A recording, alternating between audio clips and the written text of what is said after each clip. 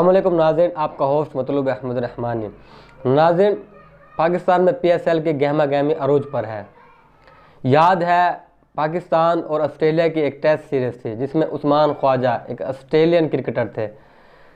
उन्होंने अपने जूतों पर फ़लस्तीनियों की हमायत के लिए कुछ जुमले लिखे हुए थे कि हर इंसान का हक है आज़ादी, हर इंसान की ज़िंदगी बराबर है। उन्होंने कुछ इस तरह के जुमले लिखे हुए थे अपने जूते पर, फ़लस्तीनियों के हक में वो प्रोटेस्ट कर रहे थे। तो ICC ने उस पर बैन लगा देता, मना कर देता भी ये आप इस्तेमाल नहीं कर सकते थे। तो फिर उस वक़्त हम बहुत बोले भी ये क्यों नहीं प्रोटेस्ट करने दिया गया, आज़ाद इजहार राय का हक क्यों नहीं दिया गया। इस तरह के बहुत से हमने जो बातें की। आज से 2 दिन पहले एक ट्वीट करती है एक औरत, ट्विटर पे एक ट्वीट करती है एक औरत। वो अपने ट्वीट में क्या लिखती है कि मैं फ़लस्तीन के झंडे के साथ, जिसके ऊपर स्लोगन लिखा होता फ्री फ़लस्तीन, स्लोगन लिखा होता फ्री फ़लस्तीन। वो स्टेडियम के अंदर जब इंटर होना चाहे तो सिक्योरिटी ने जब उसके हाथ में देखा वो फ़लस्तीन का झंडा, उसके ऊपर स्लोगन लिखा हुआ था फ्री फ़लस्तीन, तो उसको मना कर दिया गया, उससे वो झंडा ले लिया गया। जब तक उसने झंडा नहीं दिया उसको अंदर नहीं जाने दिया। जब उसने पूछा भी क्यों नहीं अंदर जाने दिया जा रहा, तो उन्होंने कहा कि ये ममनुआ वर्ड्स इसके ऊपर लिखे हुए हैं, ये गलत है, लिहाजा आपको अंदर जाने की इजाज़त नहीं है जब तक आप इसे बाहर नहीं रख सकते। तो ये पाकिस्तान है, इस्लामी जमहूरिया पाकिस्तान है। हम कितना फ़लस्तीनियों के साथ खड़े हैं, ये हमारा एक लेवल है, कितना हम फ़लस्तीनियों के साथ खड़े हैं। तो फ़लस्तीन के अंदर इस वक्त हम तो इलेक्शन और PSL के गहमा गहमी में हमारे ऊपर बड़ा अरूज है, PSL की गहमा गहमी है, इलेक्शन का अरूज है।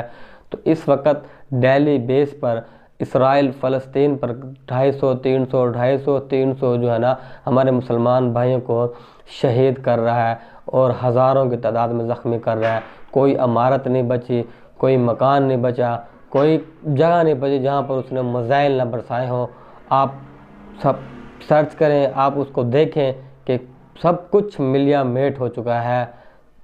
23 लाख की आबादी बेघर हो चुकी है। 23 लाख थोड़ी नहीं है, 23 लाख आबादी खुले आसमान तले रहने पर मजबूर है। छोटे छोटे बच्चे जिनके चीथड़े उड़े हुए हैं, किसी की माएँ, किसी के बाप, किसी के बहनें, पूरा का पूरा कोई ख़ानदान ख़त्म हो गया। और हम PSL के गहमा गहमी में शुरू हो जाए। KFC एक ब्रांड है, इसके रेस्टोरेंट हैं पाकिस्तान के में भी और ऑल वर्ल्ड में मुख्तलिफ मुल्कों में KFC जो है ना ये ब्रांड है। ये हकीकतन एक ये यहूदियों की कंपनी है जिन्होंने खुला जो है ना उनकी इसराइल की सपोर्ट का ऐलान किया है। उनको फंड्स मुहैया कर रहा है, उनको खाना ये KFC मुहैया कर रहा है।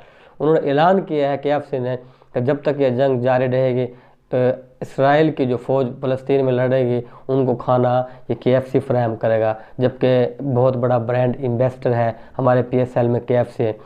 तो और हम भी बड़े शौक़ से KFC से रेस्टोरेंट से महंगी चीज़ें लेकर खाते हैं।